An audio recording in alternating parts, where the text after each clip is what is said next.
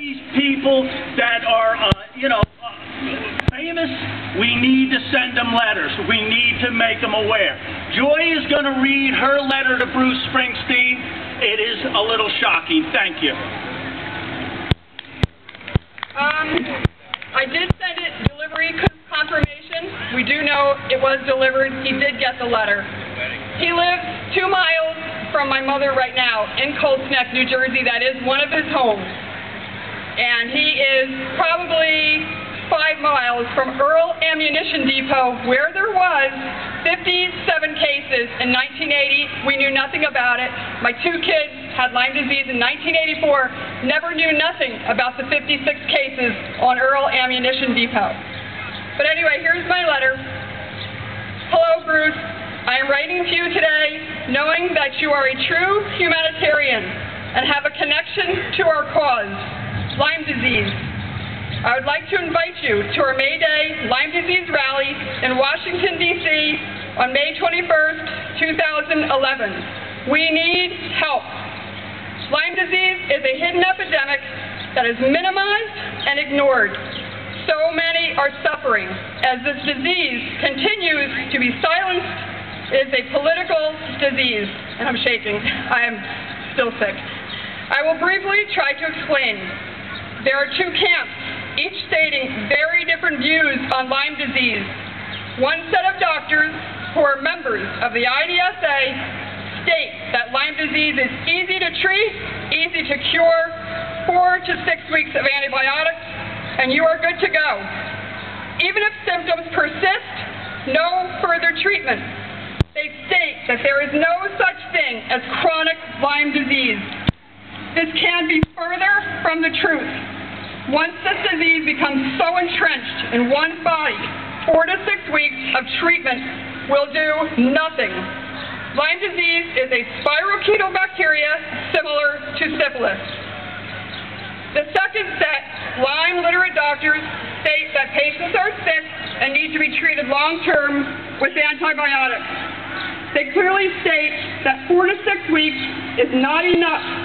Many patients have chronic Lyme disease and respond to long-term treatment. I'm shaking. Insurance companies, no, I'm good. I'm just ill. Insurance companies are denying patients treatment by following the IDSA's 2006 treatment guidelines. This leaves patients sick and paying out of pocket for treatment. It also keeps doctors afraid to treat for fear of losing their licenses by not following the guidelines. Clearly, this disease is a money issue. To further understand what is going on, I urge you to please watch the documentary Under Our Skin. It is available on demand and Netflix. I thought of you, Bruce, knowing that you must be familiar with Bill Shannock's Lyme disease battle. It is a tragic story indeed. Suicide is the #1 killer of Lyme disease. For most, it is probably incomprehensible how one would end his own life. It would have been hard for me to understand as well, but I was there. This disease is horrific.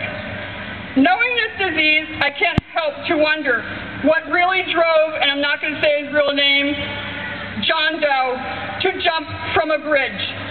Excruciating hip pain is another symptom of Lyme disease. I have spoken to George McMorrow on this issue. I am sending you a few stories, including mine. I urge you to please read them. Our pleas for help have fallen on deaf ears for far too long. People are dying, committing suicide, losing their homes, going bankrupt, traveling out of state in search of doctors. This is a crime, and yes, it is happening in the good old USA.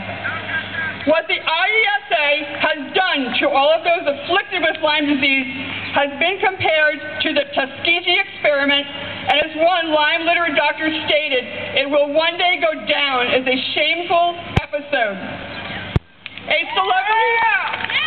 celebrity status could do for Lyme disease what the movie Philadelphia and Magic Johnson did for AIDS.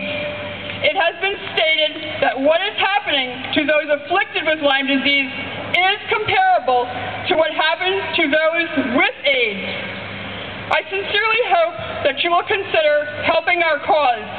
Thousands would be forever grateful. I've never been one to ask anyone for help, but this isn't just about me. It is for all of those who have died and all of those who are suffering greatly from this very devastating disease. Please contact me or filmmaker Timothy Gray for further information on the DC MayDay Lyme Disease March.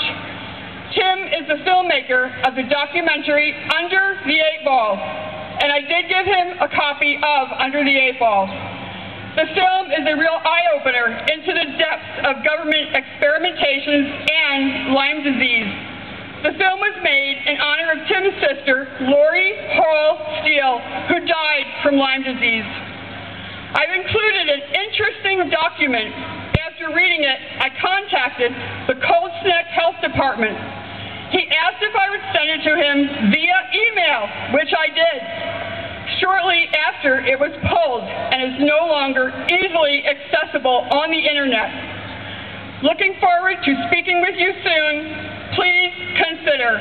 And then I briefly told him who I am, and I do remember him well, as he used to play at a place called the Left Foot when he was actually in the band called the Castiles. So we do know him from way back when, and hopefully one day he will answer this letter. Thank you. Thank you very much.